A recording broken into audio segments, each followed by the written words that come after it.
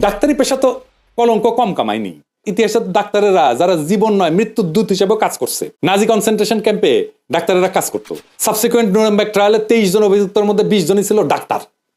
ভাবা যায়, নাজি হিসাবে বিচার হচ্ছে, 23 জনের মধ্যে 20 জন ডাক্তার। মৃত্যুদূত সেই ডাক্তার জোসেফ মেঙ্গেলের কথা আমরা জানি। সে কনসেন্ট্রেশন ক্যাম্পে পেট্রোল থেকে শুরু করে হেন কেমিক্যাল নাই যা বন্দীদের শরীরে পুষ না করতো গবেষণার নামে।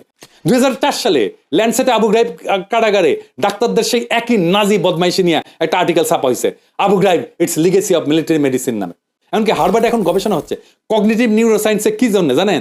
যারা আমেরিকান রাষ্ট্রের বিরুদ্ধে যুদ্ধ ঘোষণা করছে তারা দৈহিক আর মানসিক অত্যাচারে ঠিক কোন পর্যায়ে গিয়ে ভেঙে পড়তে পারে তার ব্রেন ম্যাপিং করা। কি ভয়ানক অবস্থা।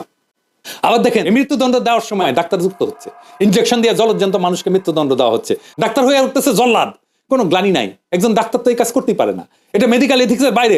সে ডাক্তার হিসেবে তার শপথ ভঙ্গ করতেছে, কারণ সে তো জীবন বাঁচায়, সে জীবন নেয় না। 70-80 দশকে ডাক্তারেরা বাংলাদেশেও বন্ধাত্মকরণ কর্মসূচি বাস্তবায়ন করছে। কেউ বলে নাই, কোনো ডাক্তার বলে নাই এটা ঠিক না।